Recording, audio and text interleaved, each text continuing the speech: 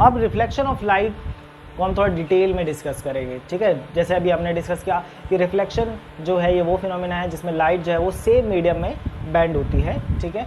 और ये जो इसके पीछे का जो रीज़न है रिफ्लेक्शन का, उसको हम डिस्कस करने जा रहे हैं, ठीक है। देखिए जो ऑब्जेक्ट्स हैं लाइट के पर्सपेक्टिव से हम डिस्कस कर रहे हैं वो दो टाइप के हो सकते हैं। एक हो गया आपका ट्रांसपेरेंट और दूसरे होंगे आपके ओपेक, ठीक है। जो ट्रांसपेरेंट मटेरियल है वो लाइट को अपने अंदर से ट्रैवल होने देते हैं, पास होने देते हैं, लेकिन जब हम बात करते हैं ओपेक ऑब्जेक्ट्स की तो ये लाइट को पास नहीं होने देते, ठीक है। तो दो टाइप से आप ऑब्जेक्ट्स को क्लासीफाई कर सकते हैं, एक ट्रांसपेरेंट जिसमें से लाइट पास हो सकती है और एक ऐसे ऑब्जेक्ट्स जो कि लाइट के पास होने को अलाउड नहीं करते हैं, ठीक है। अब ये जो ओपेक ऑब्जेक्ट्स हैं यही आपका क्या करते हैं, रिफ्लेक्शन के लिए रिस्पॉन्सिबल है, ठीक है। एक्चुअली में क्योंकि जब ये लाइट को पास नहीं होने देते अपने अंदर से तो ये क्या करते हैं, लाइट को वापस से उसी मीडियम में भेज देते हैं जिस मीडियम से वो आई थी, ठीक है। बट इससे पहले एक चीज़ और समझ लेते हैं। देखिए जब लाइट जो है, जो सन से जो लाइट आती है, ठीक है, जो सन से लाइट आती है वो एक्चुअली में वाइट लाइट है,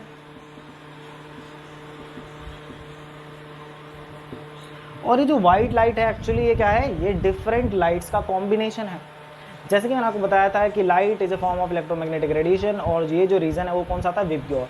विबग्योर में आपने देखा violet, indigo, blue, green, yellow, orange, red, तो ये कलर्स हैं। बट इन सबको अगर आप मिला दें तो ये कौन सा कलर में आपको लाइट दिखाई देगी, तो वो कलर है वाइट, यानी कि वाइट के अंदर सारी टाइप्स की लाइट है, ठीक है। और इसीलिए जब वाइट लाइट जो को अगर आप जो है इसको सेपरेट करने की कोशिश करें तो इसमें आपको विबग्योर मिलेगा, जिसको हम आगे डिस्कस करेंगे चैप्टर में, ठीक है। यानी कि आपको ये सारे कलर्स वापस से रेनबो की फॉर्म में दिखाई देने लगेंगे, ठीक है। और अगर आप इनको दोबारा से एक साथ कर देंगे तो ये वाइट कलर में आपको दिखाई देने लगेंगे। तो दैट मीन जो सन से लाइट आ रही है वो वाइट है और उसके अंदर सारे कलर्स प्रेजेंट है। अब लेकिन आपने देखा होगा कि कुछ ऑब्जेक्ट्स हमें रेड कलर में दिख रहे हैं, कुछ ऑब्जेक्ट्स हमें व्हाइट कलर के दिख रहे हैं, कुछ ऑब्जेक्ट्स हमें ब्लैक कलर के दिख रहे हैं। तो इसके पीछे का लॉजिक क्या है, ठीक है। तो हमें डिफरेंट कलर्स क्यों नजर आ रहे हैं जबकि वाइट लाइट आ रही है। द रीज़न इज़ कि जैसे ये बोर्ड है ये वाइट है, तो वाइट है तो दैट मीन्स ये क्या कर रहा है, जो वाइट लाइट आई है वो इससे आई, टकराई और वापस चली गई। अब क्योंकि जब ये लाइट इस पर आकर के टकरा करके वापस गई उसके बाद हमारी आइज़ में आई, तो जो हमारी आइज़ ने देखा तो वो जो वाइट लाइट सन से आई थी वही लाइट हमारी आंखों में एंटर कर गई, तो हमें वो क्या है, वाइट कलर में नजर आया। तो ये बोर्ड में वाइट कलर में क्यों नजर आ रहा है, क्योंकि इसने जो भी लाइट सन से आई थी उसको एज इट इज़ रिफ्लेक्ट कर दिया। बट यहाँ तो अभी हमने आर्टिफिशियल लाइट लगा रखी है, वो भी वाइट कलर की है और इसने उसको रिफ्लेक्ट किया है। बट ये जो ब्लैक कलर का मार्कर है इसे जो मैं लिख रहा हूँ ये ब्लैक कलर में दिख रहा है। ये ब्लैक क्यों दिख रहा है, क्योंकि अगर कोई लाइट आए और एक ऐसा मटेरियल जो उस लाइट को वापस ना जाने दे तो हमें कौन सा कलर दिखाई देगा, वो है ब्लैक। क्यों, क्योंकि वहाँ से कोई भी लाइट आँखों में हमारे नहीं आ रही है। तो अगर हमारी आंखों में लाइट नहीं आती है तो हमारा ब्रेन जो है उसे as a black colour show करता है, ठीक है। तो जो ब्लैक है वो इसलिए ब्लैक है क्योंकि वहाँ से कोई भी रिफ्लेक्शन मतलब लाइट जो है वो हमारी आइज़ में नहीं आ रही है, ठीक है। फिर कुछ ऐसे ऑब्जेक्ट्स हैं जो कि रेड कलर में दिखाई देंगे, जैसे कि रेड कलर का मार्कर है। ये रेड इसलिए दिख रहा है क्योंकि इसने भी लाइट को एब्जॉर्ब किया है, बट इसने वाइट लाइट के बाकी जो कलर है उसको एब्जॉर्ब कर लिया सिवाय रेड कलर के। अब क्योंकि इसने रेड कलर को एब्जॉर्ब नहीं किया तो जो लाइट इससे जो इसने एब्जॉर्ब नहीं करी उसको वापस भेज देगा ये उसी मीडियम में जिस मीडियम से लाइट आई है वो एयर है। तो लाइट आई वाइट कलर की, इससे टकराई इस कैप से, इसने जो है बाकी सारे कलर्स को एब्जॉर्ब कर लिया वाइट लाइट में से, बस जो एक कलर उसने छोड़ दिया वो रेड है और वो रेड कलर अब हमारी आइज़ में आ रहा है। इसी वजह से क्योंकि रेड कलर अब हमारी आइज़ में आ रहा है तो इसलिए हमें जो कैप है वो कैसा नज़र आ रहा है, रेड। तो यानी कि मटीरियल जो है वो डिफरेंट टाइप्स के हैं, वो डिफरेंट टाइप्स के रेडिएशन को एब्जॉर्ब करते हैं। ऐसा नहीं है हर कोई एक ही टाइप का रेडिएशन एब्जॉर्ब कर रहा है। तो वाइट लाइट में से वो किस रेडिएशन को एब्जॉर्ब करेंगे और किसको नहीं करेंगे, जिसको वो एब्जॉर्ब नहीं करेंगे वो हमें नज़र आएगा कलर, ठीक है। कोई चीज़ हमें ग्रीन दिख रही है इसका मतलब ग्रीन उसने एब्जॉर्ब नहीं किया उस मटेरियल ने, बाकी कलर एब्जॉर्ब उसने कर लिए, तो इसलिए हमें वो कैसा नज़र आ रहा है, ऑब्जेक्ट ग्रीन कलर का नज़र आ रहा है। I hope it is clear, ठीक है।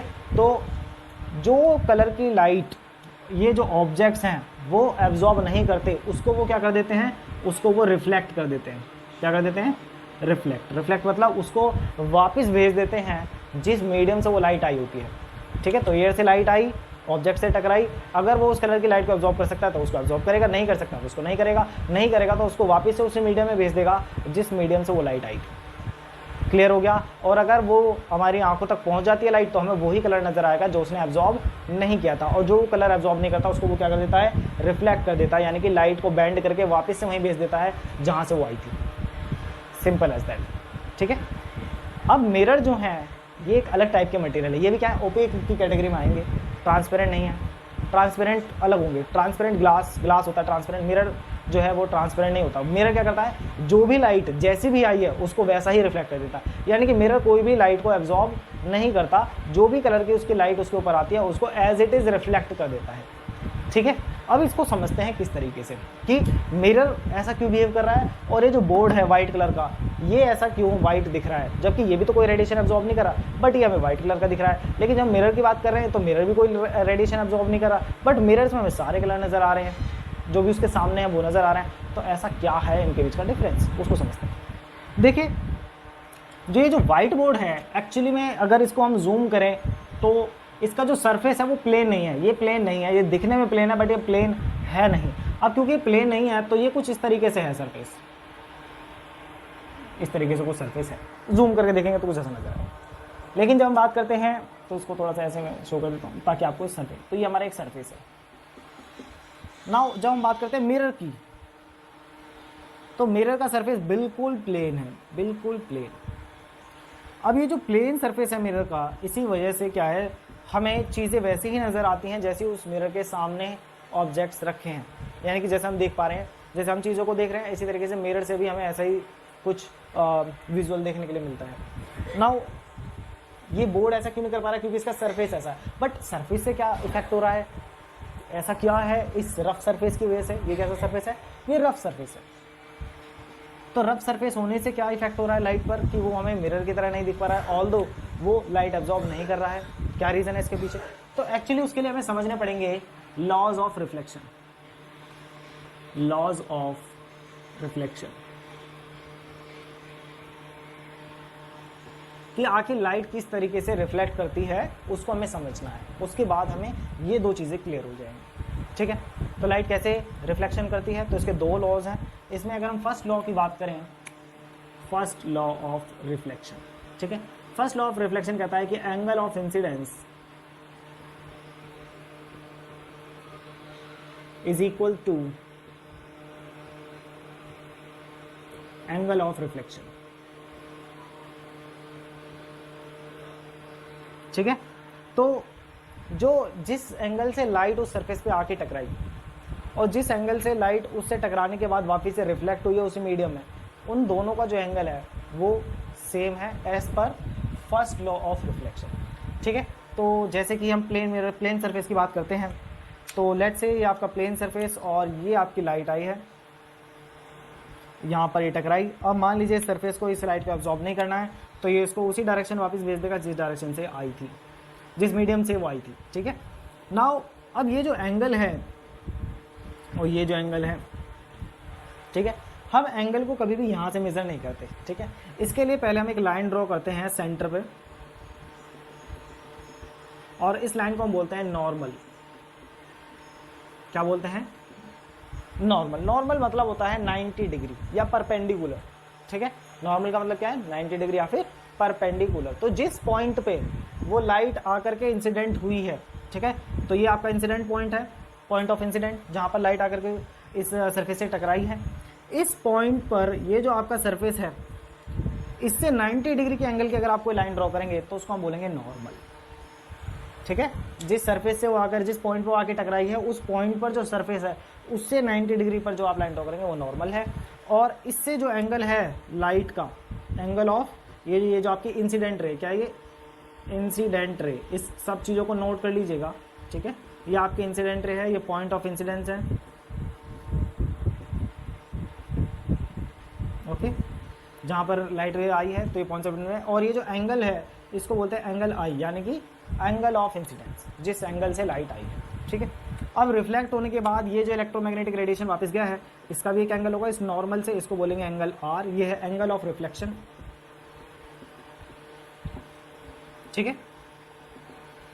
I hope it is clear. तो as per first law of reflection, angle I is equal to angle R. ठीक है।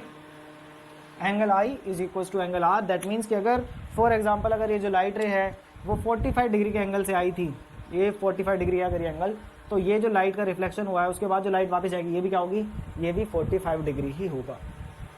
ये है आपका first law of reflection. Clear हो गया। दूसरा लॉ भी देख लेते हैं। सेकेंड लॉ बोलता है एंगल ऑफ इंसिडेंट या sorry naught angle of incidence, incident ray, reflected ray and normal all lie in a same plane।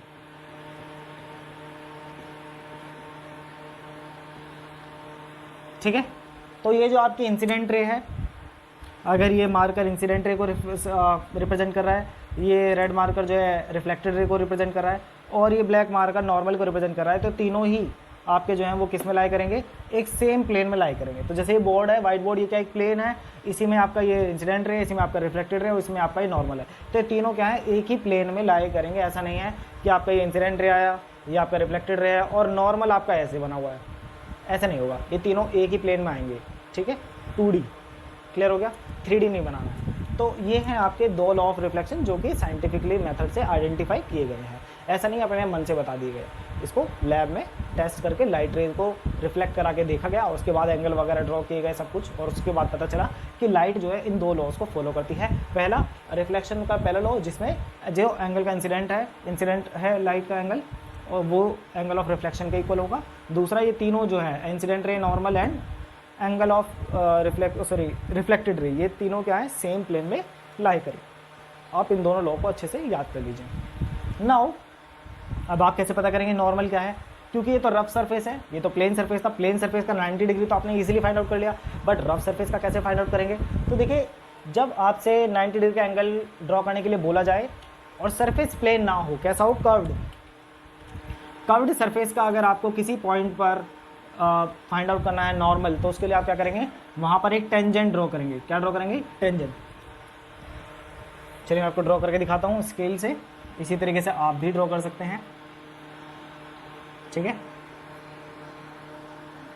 तो ये हो गया आपका टेंजेंट, और इस टेंजेंट पे आपको क्या करना है, 90 डिग्री का एंगल बनाना है और ये आपका नॉर्मल हो जाएगा। तो ये आपकी टेंजेंट थी और ये आपने बनाया नॉर्मल। ठीक है, I hope it is clear. तो टेंजेंट और नॉर्मल आपको समझ में आया। देखिए टेंजेंट क्या होता है, टेंजेंट वो लाइन होती है जो कि सिर्फ एक पॉइंट पर ही टच करे। ठीक है, जिस पॉइंट पे आपने टेंजेंट लाइन ड्रॉ करी है वो सिर्फ उसी पॉइंट को टच करे, बाकी किसी दूसरे पॉइंट को टच ना करे, उसे हम टेंजेंट बोलते हैं। ठीक है, प्लेन सरफेस पे टेंजेंट ड्रॉ नहीं की जा सकती। ठीक है, यहाँ पे आप टेंजेंट ड्रॉ करेंगे तो वो इसी तरीके से आ जाएगी, सभी पॉइंट्स को टच करेगी। कर्व्ड सरफेस के लिए हम टेंजेंट ड्रॉ करते हैं। ठीक है, कर्व्ड सरफेस पे कुछ पॉइंट्स, जहाँ जिस पॉइंट के लिए आप टेंजेंट ड्रॉ करेंगे वो लाइन सिर्फ उसी को टच करेगी, तो उसे आप एज अ सरफेस ले लेंगे और उसे सरफेस मानने के बाद उस पर 90 डिग्री पे जो लाइन ड्रॉ करेंगे वो क्या हो जाएगा, नॉर्मल हो जाएगा। और उसके बाद आप देखेंगे कि अगर लाइट इस एंगल से आई है तो ये आपका एंगल आई हो जाएगा, और ये लाइट इस एंगल से गई है तो ये एंगल आर हो जाएगा, और ये दोनों क्या होने चाहिए, सेम होने चाहिए। तो इसी अब हम बात करते हैं कि आखिर ये रफ सरफेस मिरर की तरह बिहेव क्यों नहीं कर रहे हैं और प्लेन सरफेस मिरर की तरह बिहेव कर रहे हैं। तो एक्चुअली में क्या है कि यहाँ पर जब लाइट रेज आएंगी, तो चलिए पहले लाइट रेज बना लेते हैं, हम ड्रॉ कर लेते हैं कुछ लाइट रेज। देखिए लाइट रे आई, एक आपकी ये लाइट रेज आई, फिर आपकी ये लाइट रे आई, और एक ये लाइट रे आई। ठीक, इतने बहुत है। तो ये आपने 4 रेज हमने ड्रॉ करी है। लाइट जो है वो एक जो वेव है उसको हमने रे बोला है, लाइट रे। ठीक है, अब ये जो लाइट रे है जो यहाँ पर आई है, ठीक है, अब ये इस सरफेस पे इस पॉइंट पे इंटरेक्ट कर रही है, ये इस पॉइंट पे इंटरेक्ट कर रही है, ये इस पॉइंट पे इंटरेक्ट कर रही है, इस पॉइंट पे। क्लियर। इन सब के लिए हम पहले तो इनका टेंजेंट ड्रॉ कर लेंगे कि इस पॉइंट के लिए टेंजेंट, अगर इस पॉइंट के लिए हम टेंजेंट ड्रॉ करेंगे तो कुछ इस तरीके से बनेगा, वो लाइन जिससे सिर्फ उसी पॉइंट के टच में आए, बाकी कोई सी पॉइंट को टच ना करे। नॉर्मल ड्रॉ करेंगे इस सरफेस के लिए तो ये कुछ इस तरीके से बनेगा। ठीक है, अब क्योंकि लाइट इस एंगल से आई है तो लाइट किस एंगल से जाएगी, तो उसके लिए आप देख सकते हैं, तो लाइट का angle I is equal to angle R, तो लाइट को इस एंगल पे जाना चाहिए क्योंकि ये दोनों एंगल क्या होंगे, इक्वल होंगे। तो आपने देखा ये लाइट रे ऐसे आई और ऐसे जा रही है।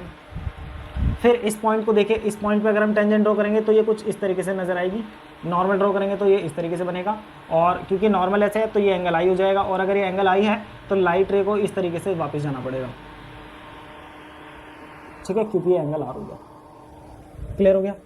इसी तरीके से आप इस पॉइंट को देखेंगे, इस पॉइंट पे टेंजेंट इस तरीके से ड्रॉ होगी और ये बिल्कुल परपेंडिकुलर ही है, तो नॉर्मल बनाने की यहाँ पर ज़रूरत है नहीं, ये इसी तरीके से वापस चली जाएगी। ठीक है, एकदम मतलब बिल्कुल लाइट रे जिससे आई है उसके सरफेस के बिल्कुल सामने है, तो एक्चुअली में इसी रास्ते से आई थी और इसी रास्ते से वापस चली जाएगी। क्यों? क्योंकि यहाँ पर क्या है, एंगल आई 0 है, एंगल आई जब 0 होगा तो एंगल आर भी क्या होगा, 0 होगा, तो दैट मीन्स लाइट जिस रास्ते से आई थी उसी रास्ते से वापस चली जाएगी।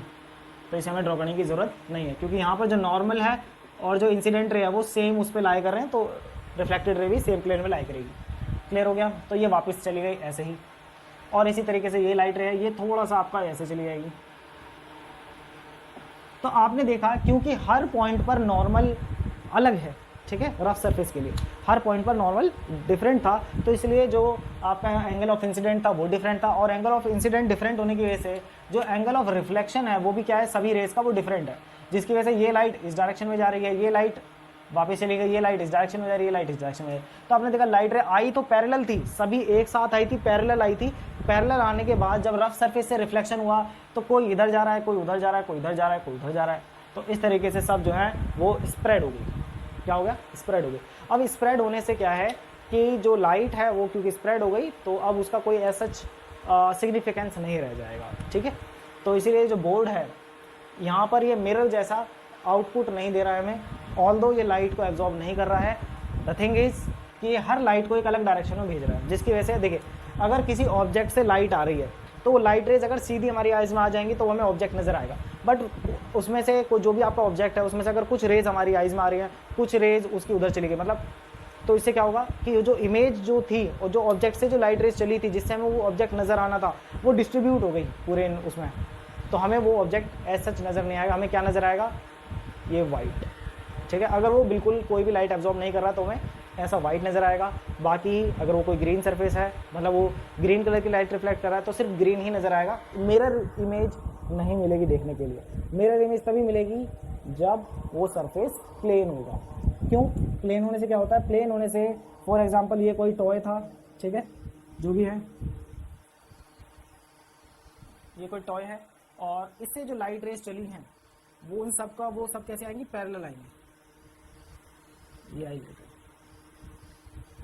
अगर इस ऑब्जेक्ट को अब हम देखना चाहते हैं तो लाइट रेज साथ में ही रहनी चाहिए, ये डिस्ट्रीब्यूट स्प्रेड आउट नहीं होनी चाहिए। अब क्योंकि ये प्लेन सरफेस है तो हर पॉइंट पर जो आपका नॉर्मल है वो कैसा होगा, एक ही जैसा होगा, क्योंकि नॉर्मल क्या होता है सरफेस के 90 डिग्री, तो ये प्लेन सरफेस है, प्लेन सरफेस है तो सबका 90 क्या होगा, सेम होगा, सबका 90 सेम है। उसके बाद जो एंगल लाइट आ रही है वो क्या है, पैरेलल आ रही है। जब लाइट पैरेलल आएंगी तो जो इनका एंगल ऑफ इंसिडेंस है वो सबका क्या होगा, सेम होगा, ये एंगल आई, ये एंगल आई और ये जो लाइट आ रही है इसका एंगल आई, वो सब क्या होगा, सेम। क्यों? सब पैरेलल है, पैरेलल मतलब एक साथ मूव ट्रैवल कर रहे हैं और इनके बीच में कोई भी एंगल नहीं, तो जिस एंगल से ये लाइट आ रही है उसी एंगल से ये भी लाइट आ रही है, तो ये लाइट्स क्या है, पैरेलल है। तो अब lines angle of incidence same हो गया, नॉर्मल सबका सेम है, तो एंगल ऑफ रिफ्लेक्शन भी क्या होगा, सेम होगा। तो एंगल ऑफ रिफ्लेक्शन जब सेम होगा तो ये लाइट रेज साथ में ही ट्रैवल, मतलब एक ही डायरेक्शन में मूव कर जाएंगी। आप देख सकते हैं ये वो रेज हैं जो कि यहाँ पर आपकी क्या है, रिफ्लेक्ट हुई है। अब देखिए 3 रेज आई थी, ये हेड से थी, ये यहाँ पर नेक और ये इसके लेग, तो उसके बाद वापस भी साथ में गई हैं। तो यानी कि अगर हम यहाँ पे कोई पर्सन इसको यहाँ पर देख रहा है अपनी आईज के थ्रू, तो वो तीनों रेज उसकी आंखों में चली गई तो उसको वो ऑब्जेक्ट क्लियरली नज़र आएगा। ठीक है, तो यही है मिरर का कॉन्सेप्ट। मिरर क्या करता है, लाइट के एंगल को जो पैरेलल रेज आ रही है उनको पैरेलल ही रिफ्लेक्ट कर देता है। पैरेलल रिफ्लेक्ट होने से वो जो इमेज है उस ऑब्जेक्ट की वो डिसऑर्डेड नहीं होती है, वो हमें एज सच नज़र आ जाता है ऑब्जेक्ट। ठीक है, बट जब हम बात करते हैं ऐसे सरफेस की तो इसने एक जो भी यहाँ पर आपका ऑब्जेक्ट था, जैसे अगेन यहाँ पे कोई भी आपका टॉय है, ठीक है, और तो थोड़ा डरावना सा बना दिया है मैंने, बट जो भी है ठीक है। तो ये टॉय इससे जो लाइट रेज चली गई वो कोई इधर है, कोई इधर है, कोई उधर है, तो इस वजह से ये ऑब्जेक्ट हमें ऐसा क्लियर इतना नज़र नहीं आएगा। ठीक है, वो मिरर वाला जो इफेक्ट है वो नज़र नहीं आएगा। ठीक है, हमें बस ब्लड कलर नज़र आएंगे। जैसे ये जो बोर्ड है वाइट कलर का नज़र आ रहा है, ऑल्दो सारी लाइट को रिफ्लेक्ट कर रहा है, बट कुछ लाइट रेज इधर चली गई। जैसे जो फ़ोन है मेरे सामने, जो कैमरा जिसका मैं यूज़ कर रहा हूँ, तो जो फ़ोन है उसकी लाइट रेज इस पर आई बोर्ड पर, बट इसने उसकी लाइट रेज को इधर उधर रिफ्लेक्ट कर दिया है, तो इसलिए फ़ोन जो है वो इस पर नज़र नहीं आ रहा है। I hope it is clear. ये कॉन्सेप्ट आपको क्लियर हो गया होगा, लॉज ऑफ रिफ्लेक्शन समझ में आए होंगे, मिरर कैसे एक्ट करता है, ठीक है, और ट्रांसपेरेंट और ओपेक ऑब्जेक्ट का कॉन्सेप्ट भी आपको समझ में आ गया होगा। ठीक है, तो आगे धन्यवाद।